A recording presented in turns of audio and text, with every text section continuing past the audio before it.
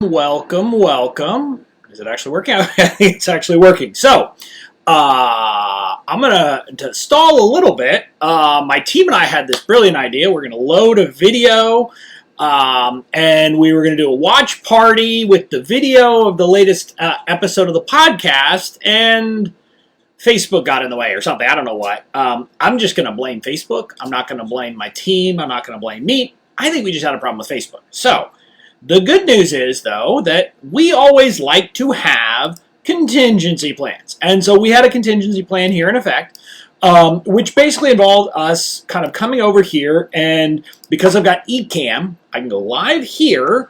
And then I'm going to be able to play the video through Ecamm without you listening to me live. And then from there, we will be able to discuss it afterwards. So that's what we're going to do. But I'm going to give a little bit of time for people to get on here to start kind of catching up, seeing what's happening and do all that. Because I want us to actually, be able to interact here. So I will be interacting, hopefully on the page, but it may be through Ecamm. So that's what we're going to be doing finally. So luckily,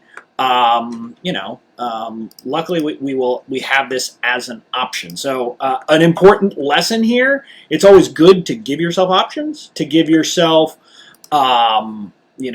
different kind of ways and workarounds. So that's what we're doing. And I'm assuming that this is all getting shared into the group, but I'm going to go ahead and share it into my groups, etc. So we can have fun there.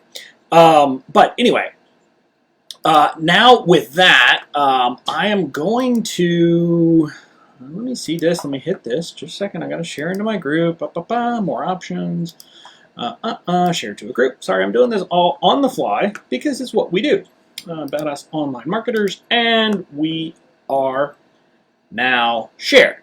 So, hopefully everybody can see this now, hopefully all my folks are seeing this in different places, etc., but now we are ready to go. And now I'm going to click a button, and I'm hoping that it's going to mean that everything works. But I make no promises, because technology has been a pain lately. But what I want to do, like just before I hit play, this is kind of like something where I'm taking some stands. So let's have some discussions. If you're hearing something, comment, and we'll be chatting back and forth. So that's what we got going. Let me go over here. I'm going to go here. Hey there, welcome to episode 175 of the Certified Badass Online Marketing Podcast. I'm your host, Bobby Klink, and I'm excited for today's show. In today's show, I'm going to be getting myself into a little bit of trouble, I think. I'm going to be talking about something that might make me kind of unpopular. I'm going to be talking about how it's time for a change in the online marketing space, and about how the online marketing space is broken, and what we're being taught is not right, and how we need to readjust the way we're thinking, the way we're approaching, and just about everything we're doing in the online space. Yeah, this is going to be one that might make me a bit unpopular with some of the other people in the space, but I tell it like it is. That's one of the things I've always done, and it's one of the things I always will do. And so we're going to be talking about that today. That's what we're going to be doing. Before we dive in, though, today's episode is brought to you by my long-awaited Badass Online Marketing Live. Now, I've been talking about this thing for months now. I've been talking about how we wanted to do a live event, and we couldn't because obviously stupid COVID. And so how we decided to do a virtual event instead. This is an event that it's a 3-day virtual event, the purpose of which is for me to teach you what I've done to build my business, and to build my business in a way that I get sales. Sometimes it seems like by, quote, magic. Literally, I joke with my team. It drives them nuts because we will have people come and buy from us and we can't track it to a funnel. We can't track it to anything we've done. And I say, it's magic. It's not really magic. It's actually all the work I've done over the past couple of years of how I've built my business, and I've built it the right way. And I've built it as a true marketing business without even knowing that's what I was doing. And so that's what I'm going to teach you how to do at this event. It's jam-packed. It's not 3 days of webinars. Trust me, nobody wants that. I wouldn't want to do that. And it certainly isn't 3 days of fluff because I don't do fluff. I don't know how to build an event that's nothing but fluff. So we're not going to do that. It's going to be an event that is jam-packed with actionable insights that you can actually implement in your business. And today is the day that tickets are finally on sale. So you can head over to bobbyklink.com/bomb live, and that's BOM live. bobbyklink.com/bomb live and get all the details, and you can grab your ticket now. So head over there if you're ready to start building your online business right. Now, with that, I want to talk about why it is that I say that our current model is broken. And there's a few different reasons that I want to talk about, but I want to start with what I think is in many ways one of the most important mistakes, most important problems, the biggest problem that we have in the online space. And that's that we are living in an echo chamber. And when I say we're living in an echo chamber, what I mean is we're learning from other online marketers. We're listening to other online marketers who, by the way, most of them learned from other online marketers who, by the way, those people learned from other online marketers, etc. Now, you might say, what's wrong with that? Well, the problem is that what's happened is that we are getting a very distorted view. And almost like the old game of telephone, like, I played it when I was a kid. When kind of a message gets translated over and over again, something gets lost in the translation. So that's part of the problem. But there's actually a broader problem. And this, I can't help but say, I learned this from watching an episode of one of my favorite TV shows in the world called Air Disasters. If you haven't watched it, well, let me put it this way. If you're a nervous flyer, don't watch this before you're going to travel, once we can travel again, because it's all about airplane crashes and the investigations into what caused it. And I was watching this one, and I'm pretty sure I'm remembering this right. It was the Concorde crash from, I don't know, it's probably been 10 years ago now, where what had happened was there was something on the runway that busted a tire, and a piece of the tire came up and whacked the outside of the plane. And ultimately, that caused the fuel tank to implode from the inside. See, what happened is there is this concept in physics known, I don't know what it's called in physics, but it's basically the echo chamber. If you have a full chamber and something starts as a shock wave one place and it gets bounced back and forth, it gets stronger and stronger and stronger and eventually can explode. Well, that's what's happening in the online marketing space. We're being taught certain things and it's drowning out everything else. And that fundamentally is the problem. The problem isn't that we're learning from people who have done things that worked in the online space. I have no problem with that. I'm a successful marketer partly because I've learned from a lot of people who've done different things. The problem, however, is that we in this space are kind of so myopic and we literally have blinders on, so we ignore everything else. And what I mean by that is we don't look to what companies outside of the online marketing space are doing. Now, I don't know about you, but it seems to me that I ought to say, what is Nike doing that works? What is Apple doing that works? What is GE doing that works? Because these are companies that have stood the test of time. These are companies that have built themselves on marketing. Why in the world wouldn't I want to look outside of the online marketing space? I think we should, but nobody's really doing that. And the problem is we're being trained not in classical marketing techniques. We're being trained in online marketing techniques that people have cobbled together based upon this echo chamber. And the difficulty is, again, I don't want to say that we all necessarily have to have marketing degrees. We don't. But the reality is we're not even learning from people who are classically trained in marketing for the most part. And that, I think, is a mistake.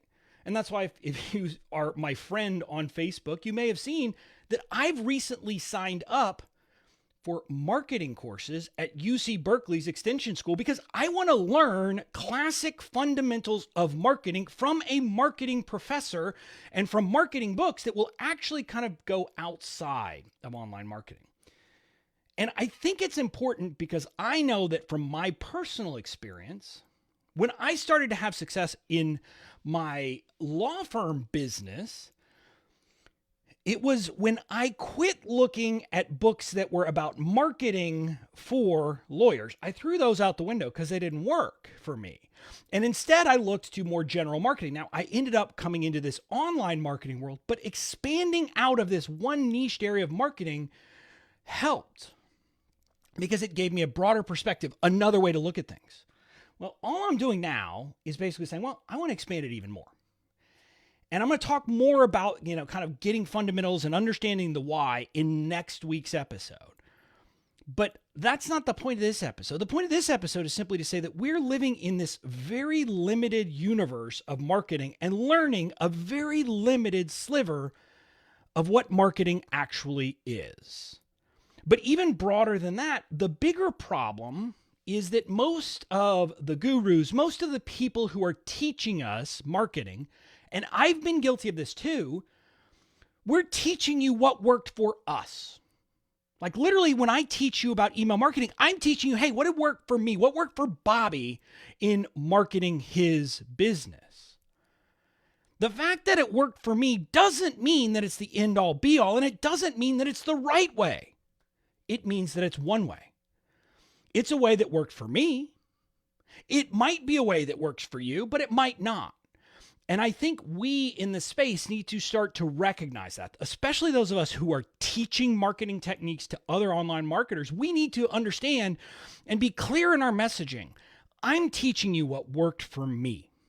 I can't guarantee, and I'm not just saying this as like the standard, I can't make any guarantees that we all say. I mean it honestly. There is a very real chance that you could follow my advice. You could do what I tell you to do in my courses, and it's not going to really work as well for you.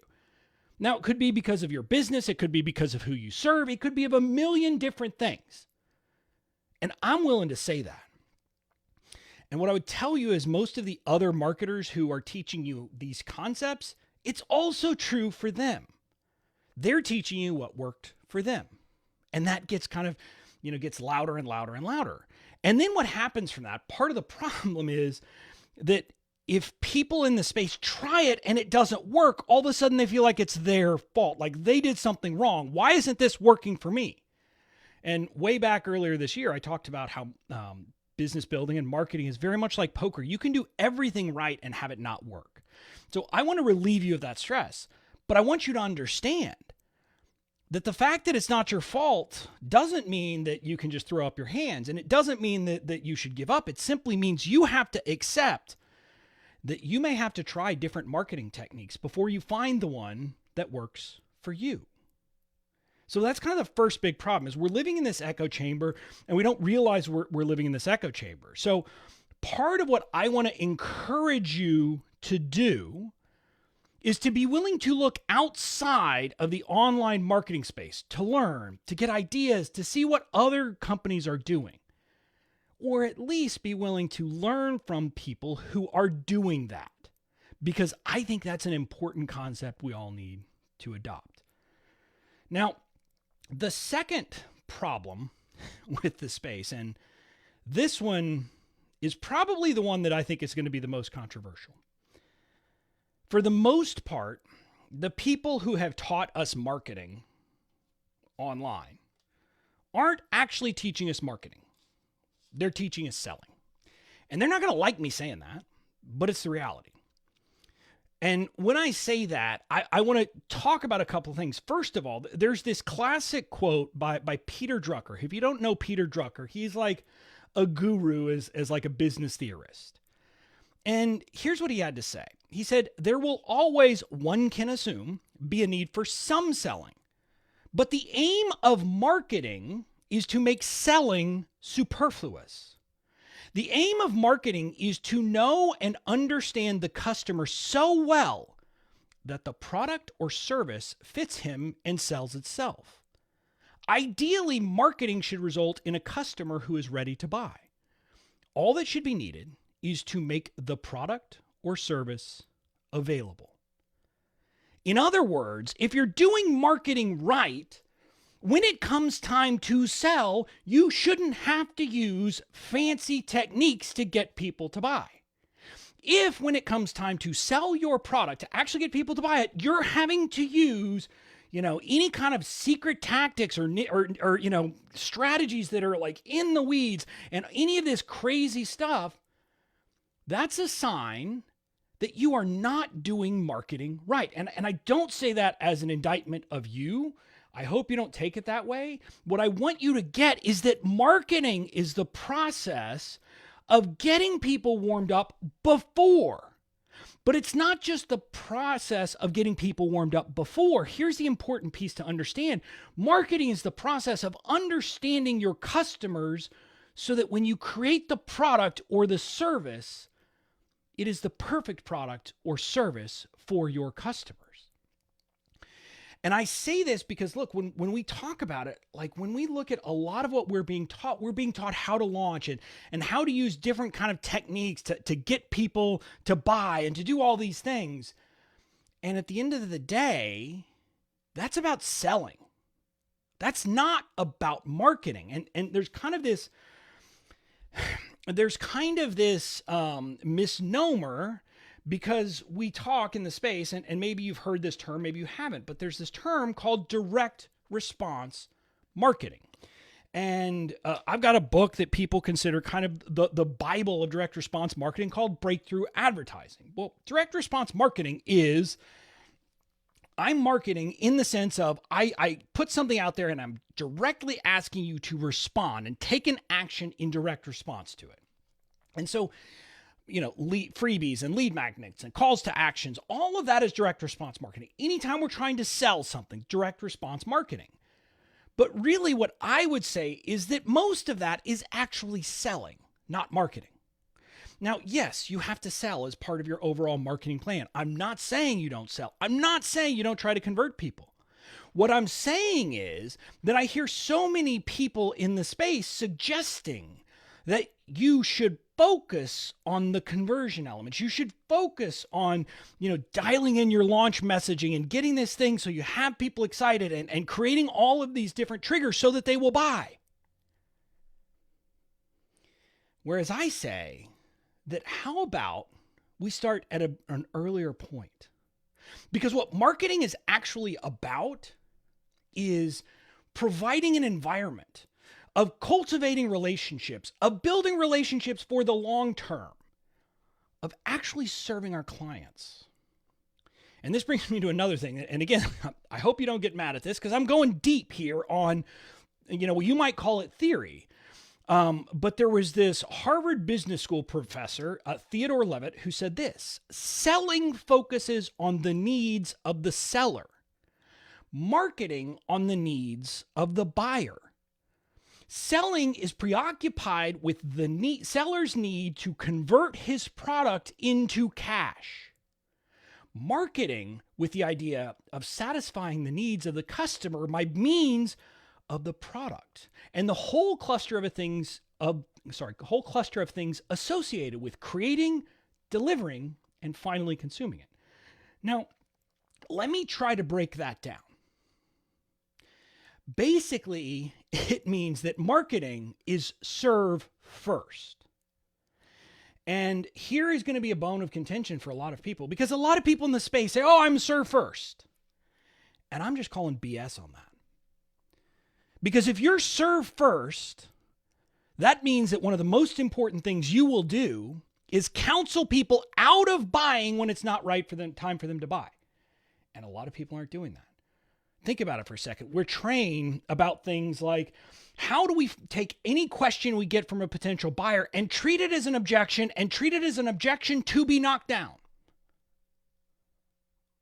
My view is that's not the appropriate response. For example, if someone has no list, they should not be spending thousands of dollars on a course about how to create a course or a membership or anything else.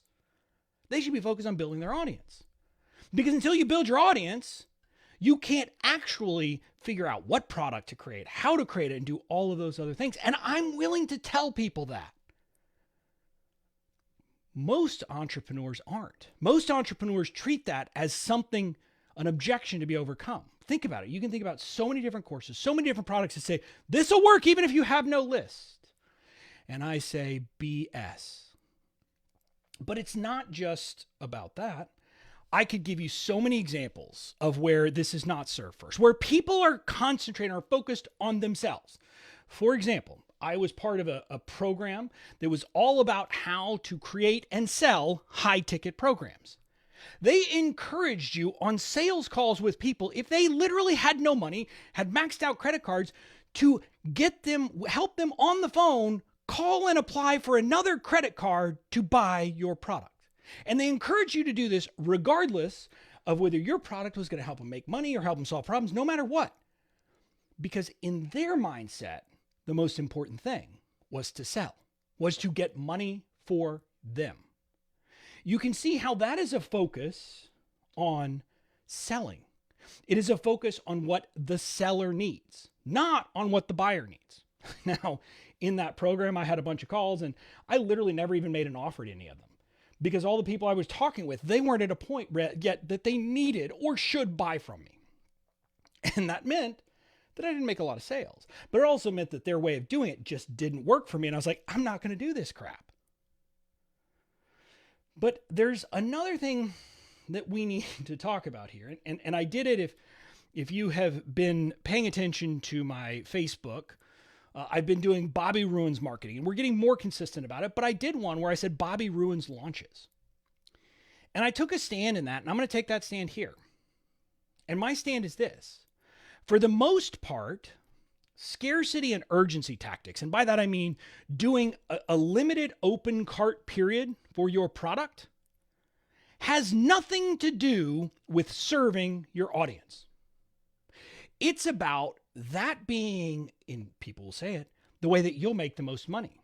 Again, when you get into programs where they talk about whether you should have an open membership or a closed membership or an open an open course or closed course, when they answer the question, for the most part, those programs are going to say that having it closed and only having it open limited periods of time will mean you'll make more money. They don't ever ask the question of saying, is that the way that you will serve your potential customers better? And now a lot of us will say things, well, but yeah, I know my product is good. And so, yes, the more people who buy, the more I'm serving. Well, if the right people are buying, that's true. But if you're using a launch and you're using urgency and you're using scarcity, and the result of it is that you have a lot of people buy it who don't need it and never will need it, you're not serving. And so let's just take that out of our mind. And again, I hope you don't take this as, an indictment of you, because we've all been taught these things. But when I started thinking about it, I said, wait a minute, that doesn't make sense. I've got to ask the question, what is the best way for me to serve my audience, not the way that I make the most money? Now, what I will tell you is over the long term, asking that first question, what's the best way to serve my audience, will be the way that you'll make the most money. Now, I'm in a stage where I can't say and point to compare myself to other people. I wouldn't do that anyway.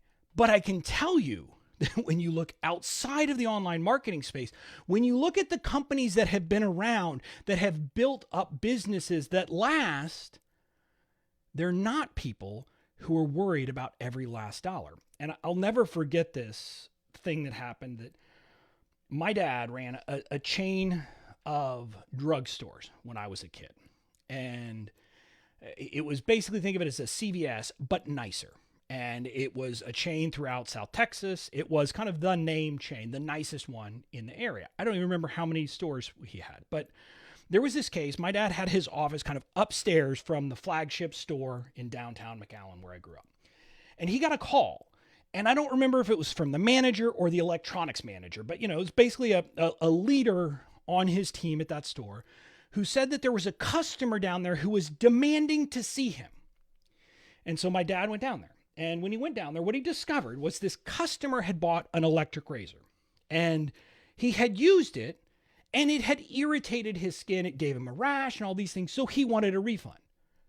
Well, if you can think about it, if you've used a razor, you can't get a refund on it. Any kind of refund policy in the world would say, hey, if you've used the product, you can't get a refund. And so the manager was saying, no, you can't do that. We can't give you a refund. And that's why this guy had demanded to see my dad. My dad, assessed the situation, heard it, didn't ask another question, looked over at the manager, said, give him a refund. And the customer walked out happy. And what I can tell you is that my dad has told me, had explained to that manager, because the manager was upset because he had been undermined in front of the customer. And my dad explained to him very simply, yes, it costs us $70 right now. But what do you think that guy is going to do? He's going to come back to this store over and over again, and he's going to tell all of his friends about how great his experience was at Klink's, and that's going to lead to more business. And see, my dad had that viewpoint because he had this sign on his desk under, he had an old one of those big wooden desks that you kind of imagine with a glass top on top of it. And he had this sign that was facing anyone who sat there to visit him. And it said, there are 2 rules of business. Number 1, the customer is always right. Number 2, if the customer is ever wrong, refer back to rule number 1. And that may seem like a crazy idea because you might say, well, but my customers are wrong. And I'll tell you, my customers have been wrong. But I view it as an important lesson that we need to learn, which is that the more that we view things from the perspective that our customers are always right and we should be there to serve them, first, second, last, and everywhere in between, the stronger our businesses will grow. This is kind of how I built my business. I can tell you this without hesitation, without question, that this is a big part of why I am successful. And I can give you a very specific example of this. As I'm recording this, we're just wrapping up the Digital Course Academy launch. My friend Amy Porterfield is kind of, doing her course. And someone reached out to me with a question and, answered it because I'm an affiliate. And so I'm promoting it, giving bonuses, but people, I will get a part of the fee they pay as a commission. And so someone reached out with a question and I answered it. And she said, oh, by the way, you may not remember, but we got on the phone last year during the launch and you told me I wasn't ready. And I appreciate that. And so I just wanted you to know that I appreciate that you did that. And now I am ready. And so I'm going to sign up through your link. See, I'm building goodwill every single day in my business because I view that perspective. I'm looking at my customers. If they ask me a question and say, should I buy this?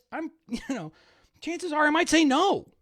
When I've had one-on-one conversations with people about products, I'm almost certain, I don't have stats in front of me because I don't keep stats.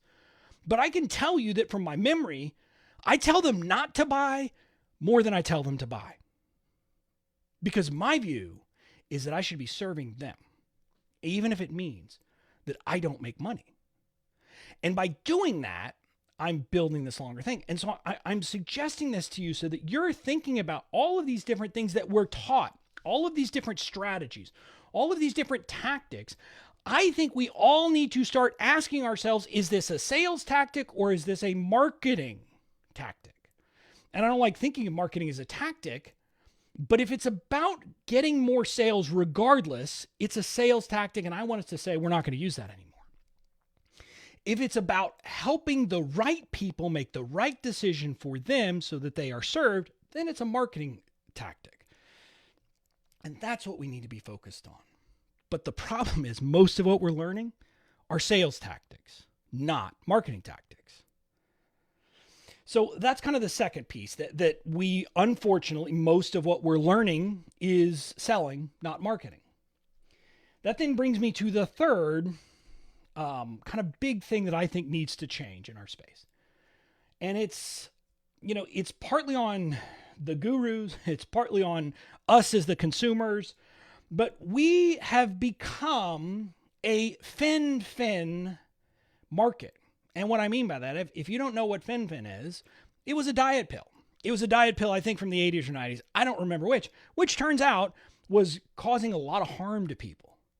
And what I mean by that is we in the marketing space have become we want a quick magic pill fix, even if it's not what's good for us long term. We don't want to be told, you want to lose weight? Eat better food, move more, focus on your health because that takes time. Well, I'm here to tell you the same thing. There is no magic pill when it comes to building a successful business. And we, as consumers of people teaching online marketing, and I'm kind of weird because I'm a consumer of it and I'm also teaching it, but we, as in our role as consumers, need to stop asking for that. And then I'm going to say this, me as someone who teaches this stuff and the other people who are teaching this stuff, we need to stop presenting our solutions as if they're a freaking magic pill, because they're not. And I think I've been guilty of this, like in some of my copy about my email marketing course. And for that, I apologize. And what I mean by that is, and I hope everyone gets this, like, yes, my emails are spectacular. And I'm very good at email marketing. And I would not be where I am today without my email marketing. But at the same time, I can't tell you that if you write emails like me that you will be successful, because the email marketing is only one piece of a much larger puzzle. Now, it's where I have taken much of what I believe about business and believe about marketing and have applied it across the different world and kind of across the different phases, but it's only one piece. I wouldn't be here if I hadn't done other things like give and serve first in social media groups, in other people's, helped people. If I hadn't done that, I wouldn't be successful either. So I want everyone to understand there is no one solution. You can't go buy one online course and say, done, I got it, business made. It's not the way it works. There is no magic pill. And again, you might be saying, dang it, Bobby, I really want a magic pill. Well, I kind of would like it too, but I'm here to tell you, you actually don't want a magic pill. And here's why I say that. If we had kind of this one thing and really there was just one thing we needed to know and to learn, and we could learn it very simply in one place, then we wouldn't have businesses because everybody had figured it out. The reality is that what makes online entrepreneurs successful, the ones who are successful, is they're willing to do the work. So I'm going to tell you this right now. If you're not willing to do the work, you are not going to build a successful business. I know. That's weird because a lot of people won't tell you that. I will. And doing the work doesn't mean just buying my course and then, digging in and doing the work. I mean broader. I mean, you got to do the work every day. You got to wake up every day and say, what do I need to do today to get better than I was yesterday?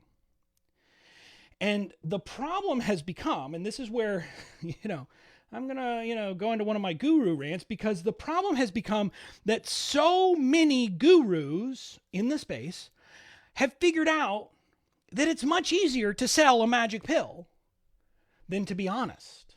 And I don't think they're trying to be dishonest. I mean, some of them are, I'm sure. But most of them aren't trying to be dishonest. They're not doing that. They're just saying, well, people don't want to hear that you've got to do these 857 steps. So I'm going to teach them this piece. And I'm going to talk about how important it is. And then the problem is we take that and we apply the selling mentality instead of the marketing mentality. So again, you can see how kind of all of these things come together, and we apply our echo chamber rule of saying, okay, well, here's what, what works is direct response marketing. And so if I do this and if I work on my copy and I can do it and I can make people buy it. But the problem is then the message ends up being that people hear is all you need is this product and you'll be successful. And again, it's not that blatant. It never is. But that's what people interpret to be the case. And so we all need to be careful about that. We need to stop believing that as consumers. And all of us who are selling to people need to not present things that way. We need to be conscientious about that. And again, I'm going to give you a selfish reason to do that. What I'll tell you is that over the short term, it might be easier for you to sell your product if you present it as the simple solution to a problem, as a magic pill for your customers, the people you serve, whoever they are. It might get you more sales up front. But what's going to happen is people are going to buy it and they're going to discover it's not a magic pill and it doesn't solve their problem. And they're going to be mad. And so they're not going to come back. They're not going to buy something else from you. They're definitely not going to send their friends to you. And you're not going to get the kind of goodwill from it. Now, on the other hand, if you're honest with people, if you level with people, you say, look, this is one piece of a bigger thing and you got to do this, but yeah, you're going to have to probably do some things over here. If you'll be willing to do that with your people, whoever your people are, in my case, I think of marketing, like if people were willing to say, yeah, you're going to need other software, and yeah, you're going to have to spend other money here, and yes, you probably are going to need to spend some money on Facebook ads long-term and things like that. If people would do that, it would mean you get fewer sales up front, but you get way more lifetime customers. And not just lifetime customers, lifetime brand evangelists, because that's what you want. And this is one of those things that's funny. Like, I've told this story before, but I took a course. It was a series of courses through a big name company in the online marketing space. And they have a bunch of different courses of different things. And they talked about the customer journey. And they talked about how you kind of have to walk people through this long series of things and get them to buy from you, probably not just once, but multiple times. And then they'll become a brand evangelist. And a brand evangelist is someone who is telling all their friends, doing all those things. I'm here to tell you that's not true. Some of my biggest brand evangelists were evangelizing for my brand and sending people my way before they bought a single thing from me, because they saw who I was, how I interacted, and what I did in the online space. That is where the magic comes from that I was talking about at the beginning of this episode. That's where people are hearing about me now from the different people who've interacted with me and say, hey, if you need legal templates, go to Bobby. Hey, if you need to learn about email marketing, go to Bobby. It's from that built up goodwill of me doing it the right way. And me being willing to tell people, no, that's not going to solve your problem. You're going to need this, that, or the other. And me being willing to pass up the buck and not take money if that's not what's best. So that's what you need to do. And now this final thing is going to seem weird. And I'm going to caveat it. We're not to kind of the fourth thing I want to talk about. The fourth thing that needs to change. And I'm going to put it in a cheeky way to start. Stop listening to me. And I don't mean that seriously. I want you to listen to me. But what I was going to say is kind of the concept here. The fourth big problem with our space is there's become guru worship. And what I mean by that is people believe, and it kind of ties into that last one of this magic pill, I want the one thing. People follow one guru and say, this person's got everything I need. That's all I need to do. Okay, again, let me give you some bad news. That's not true. No one person can teach you everything you need, can help you with everything you're going to need to build a successful business. Now, I can give you a lot of thoughts about my things, the things I can help you with, but what I will tell you is I can't help you with Instagram because I suck at Instagram. So you might need someone who's good at Instagram to give you some help there. And, some gurus will bring in other people to help in their programs, et cetera. And that's the way we can solve it. But I want you to understand that part of the reason that I'm successful, aside from all these other things about me being weird and naturally kind of, bucking conventional wisdom, which meant I never kind of followed all of the internet marketing rules. But part of it is that I have followed and gotten advice from and learned from and been mentored by multiple different mentors on my journey. I don't have one person that I look up to and put on a pedestal. Candidly, every one of my mentors, my coaches, everyone that I talk with, get advice from, etc., I look at them and I see the things that I really like that they're doing, and I also recognize the things that I think they're not doing as well as they could. And I don't say that to criticize them because we're all human. We're all doing the best we can in this world. I simply want you to recognize that as the consumer and understand that the people you're learning from are human. They're going to make mistakes, but more importantly, they're going to have strengths and they're going to have weaknesses. And the best way for you to actually build the business that you really want and be crazy successful is to learn from a lot of different people. Because when you learn from a lot of different people, guess what happens? You start finding strands from different people that work and the things that don't work so well. You say, okay, well, I like this piece from this person, and I like this other piece from this other person, and I like this third thing from this third person. Maybe I put that together. Oh yeah, this is what's going to work for me. And again, I could give you all kinds of examples. Maybe it's that you want to create a course, but you decide you want to do a challenge, not a webinar. And then you decide that, you want to be, I don't even know, on Instagram. Or you could think of a million different permutations of this where you're taking pieces that you learn from different people in the space and building the business that's right for you. Because there is no cookie cutter. There is no one size fits all. You can't go to one guru and say, I'm going to copy that person's business, lock, stock, and two smoking barrels. You can't do that.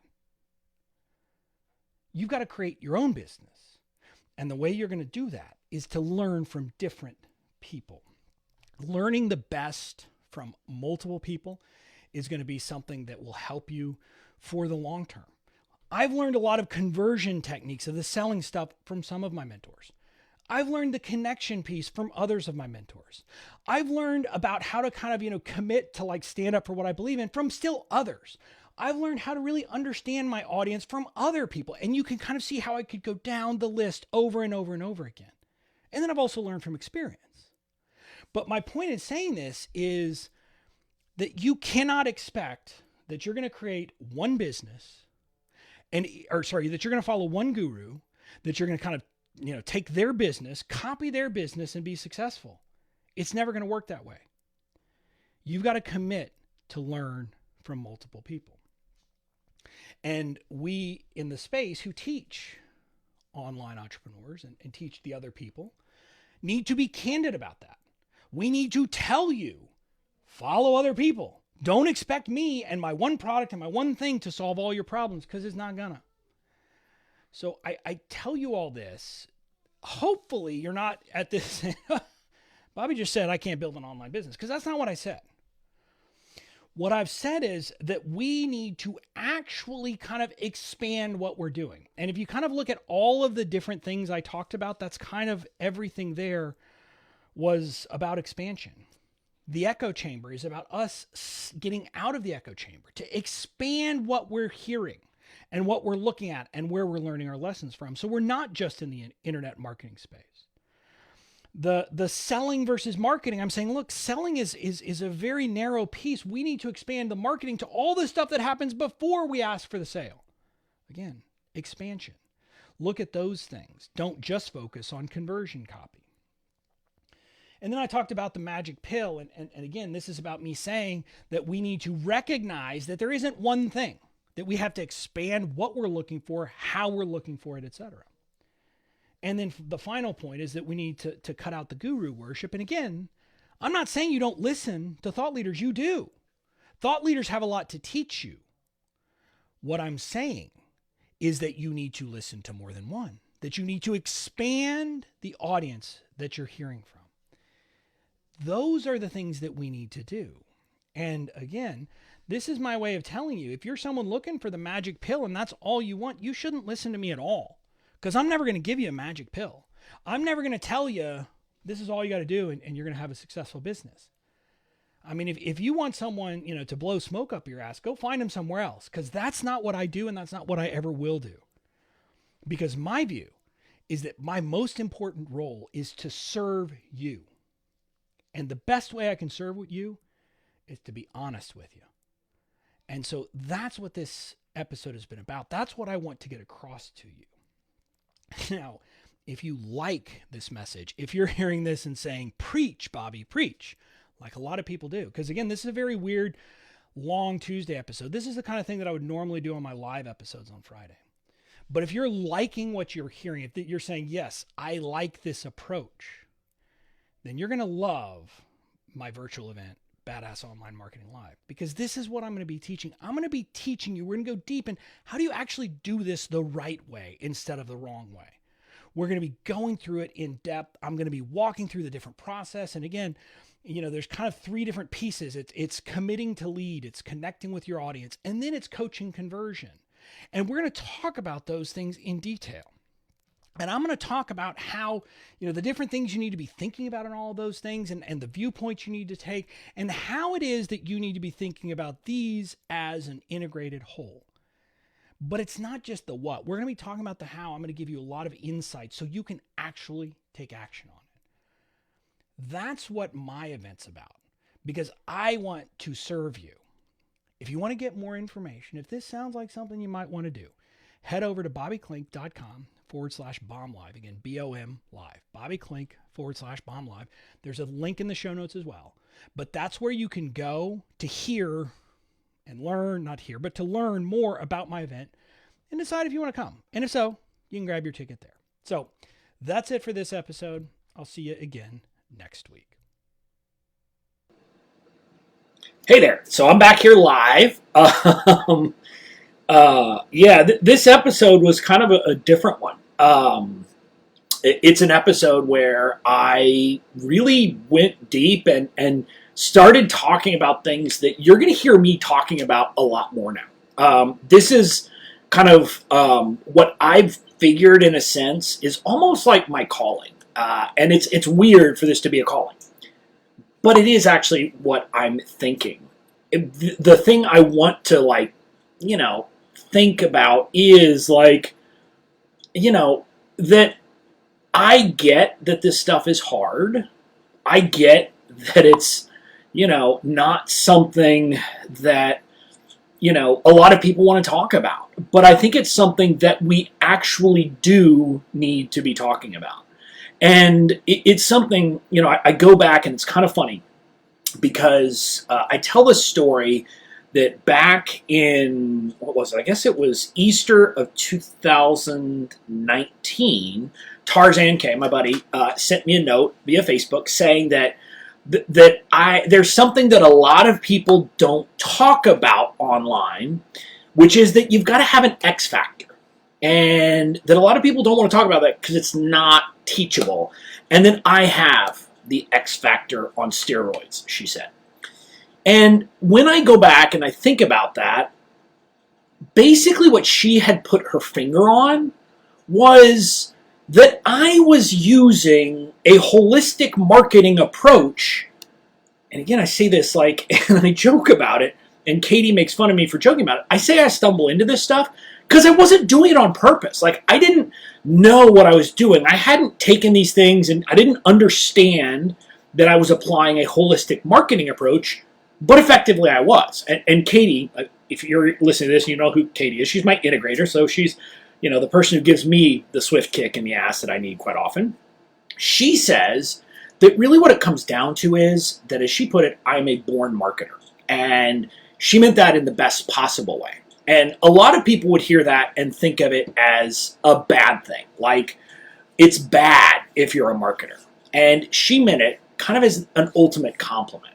And when I think about when I think about those things, when I think about what Tarzan said to me back then, she had basically put her finger on the result without figuring out why. And that's the thing that I guess, I tell this story, and I mentioned the book on the podcast episode. This is the book, Breakthrough Advertising. That, the thing is that when you read this book, it's, it used to be out of print. It's from the 1960s, and you couldn't get it. You'd have to buy it on eBay, and it was $600. Because you were buying used from somebody. Now, somebody bought the rights and now prints it, and they sell it for $125. So it's still an expensive book. It's considered it's considered, some people would say, kind of like the Bible for direct response marketing. And something came up a couple of years ago, in 2018, when I was talking with some peers. It was from a mastermind, and someone pointed to this book. And pointed to this book in referring to me because there's this passage, and I'm just going to read it so that you can kind of hear what it is. It says, many copywriters believe no prevention headline can ever be effective. The reason they give for this failure is the inability of the prospect to identify himself with a problem that has not already forced itself upon him. In other words, this book says that most copywriters believe that selling a prophylactic, preventative, something that avoids a problem in the future is impossible using direct response marketing. Now, the author goes on to say that if you can make them worry about bad results for someone else, then it's possible. This led to a discussion of people saying, oh, well, what you could do, some of my peers saying, is talk about marriages ruined because entrepreneurs got into financial problems because they didn't have, the templates in place, and basically telling me that my path to success was to fear-monger about bad things that could happen if they, didn't get legal protection in place. Well, I said that was the dumbest effing thing I'd ever heard. And I said, screw that, I'm not doing it. But the point of that is that there's some truth to that process. And in my business, one of the things that we've discovered is, and I've got my team working on it, but funneling people to buy legal templates isn't really something that works well, because legal templates are preventative. And so in a sense, I was forced from the beginning to broaden my perspective, to build connection, to nurture the relationship, to actually find a way to connect with people on a deep level. And that being the way to sell. Now, it just so happened that that also worked with my personality. And so, partly by necessity, and partly because I was kind of naturally suited to it, I went a different way. I was never wooed into this notion of I'm going to make my living by doing Facebook ads to a cold audience directly into a sale of a product. And that was never kind of my way of building my business over the long term. And so as a result, I was doing all of these other things. I was being a true serve-first entrepreneur. I was actually doing the hard work. And again, here's another thing that I kind of talked about in the episode, but I want to really kind of dig deeper here for a second, because I want you to get this point.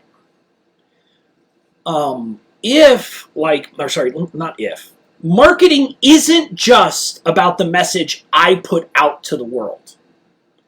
Marketing is as much about listening to the messages coming back from the world to me. And that means that I don't say, oh, I'm going to create a product and it's going to be this, and then go try to validate it, which is what most people are teaching, right? A lot of people would say, okay, well, you have your course idea, you go, and then you talk to people, and then they're going to say, yes, great, and then you do it. I took a different approach. The things that I have offered, the way that I have developed products has been by listening to what my audience is telling me and then creating the product they tell me they want. And think about how that is a different perspective on things. It's part of the reason why, I don't stress about selling stuff, because my audience had already told me they wanted to learn like how I do this kind of different, serve first type of marketing. And so I created a product around it.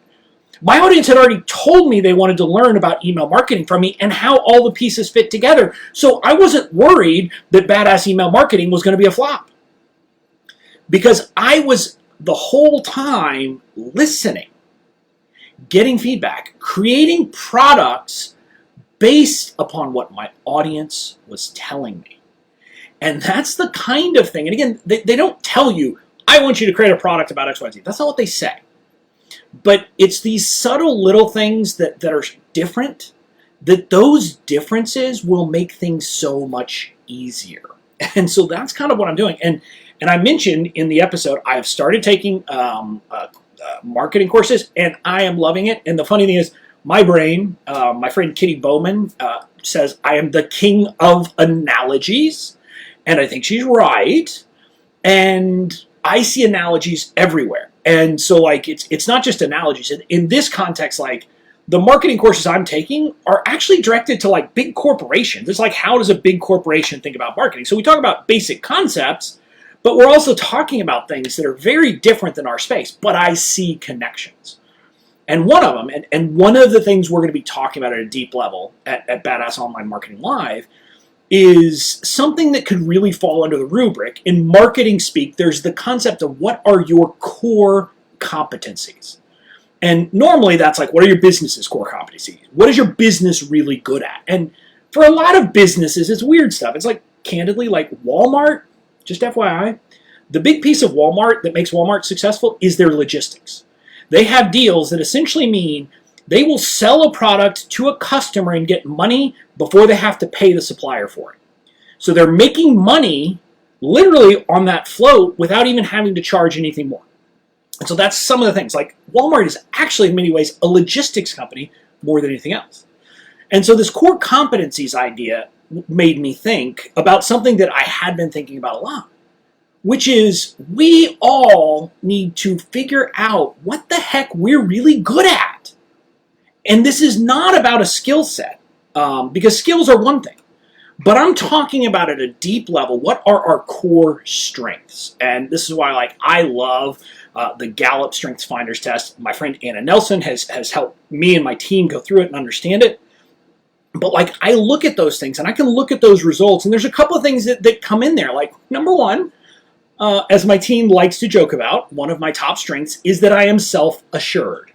In other words, I don't mind doing guru rants because I just believe in what I believe in. And so it's easy for me to say, here's what I believe is right, etc. And so I get that. I get that that's easier for me. But there are other things. Like one of my great strengths that a lot of people have pointed out is I'm a learner, and I've got idea and ideation and strategic thinking, and then also influence. So what I can do is take very complex ideas and make them simple. Like that's effectively what my legal templates were doing. Like when I explain it in my videos, like I didn't get it at first. When I explained how to customize the templates, a lot of people were talking about how those videos were their favorite part. I was like, wow, I would have thought the templates were. But people loved that the videos made it simple to understand what these things actually were. And effectively, that's also what I'm doing in the business stuff. I'm taking these complex ideas and simplifying them because we don't need to be complicated. And so I share that with you so that what I want you to get out of that discussion is you can't build a business like mine, for example, based on the exact same things I'm doing, because chances are that your personality, your strengths are different than mine. But it's not just me. You can't build the same business as any of the other people you follow and look up to in the space because your personality, your strengths are different from theirs. And so one of the most important things, if I could leave people with anything, and I say this a million times because there's a bunch of things I want to leave you with, but you have to actually understand your core competencies. The things that you are truly good at, that you excel at naturally, not because you force yourself to, but that you are naturally good at, and then live your life and build your business inside those core competencies. If you will do that, number one, you're going to love the business you build because you're actually doing things that are naturally fun and engaging for you. But also you'll be more successful because if you're naturally good at it, you're going to be naturally better than most people at it. And so people are going to want to follow you and want to take those things. And I can give you 1,000,001 examples. This is why Katie and I are a very good fit for her to be my integrator. She is very good at a lot of the things that I am not good at, like chunking things up and seeing things. And we joke about it I say, for our event, Badass Online Marketing Live, we were at an event that was we were at a training to learn how to create one of these events. And this was, in the summer. And we're talking about it. And the way I looked at it was, cool, we're going to do some amazing content and it's going to be a lot of fun. And I put something like that in our chat. And she is worrying about 557 potential problems. That's her nature versus mine. That's why I need someone like that, because I am rose-colored glasses. Cool, this is gonna be fun. There are gonna be a lot of problems. Katie comes in and helps me, solve the problems I wouldn't solve otherwise. And I share all this. I've gone way off track, obviously, from what the episode was about. But all of these things, my core competencies, all those things come back to why I view it as kind of a calling for me to take a stand on these issues. And so you're going to be hearing it a lot from me over the coming months because I think somebody has to do it. Somebody has to say, hey, this stuff is kind of dumb. And I'm going to do that. And I'm not doing it to be mean, but I'm just doing it because I feel like too many marketers are getting a distorted view about what it's like to build a business. And I want people to know what it's actually like to build a business. So I'm going to pop off now. If you have questions, reach out to me. If you're hearing this stuff and saying, wow, this Bobby guy, first of all, I think everybody here probably already knows me, but if you're liking this, I would love for you to join us at Badass Online Marketing Live. I wish we could do it in person. I am an extrovert. I would love to actually get to shake hands. I would be the guy, even in my own event, candidly, and it would drive Katie nuts. I would probably be the guy who was shutting down the bar at the end of the night because I like being around my people. We can't do that, but we're going to do the next best thing. And we've built this thing as something that we're going to actually deliver value, tons of it, going through this whole thing. So you can find out more by heading to bobbyklink.com/bomb live. That's BOM live. bobbyklink.com/bomb live. That's it. I'll talk to you later.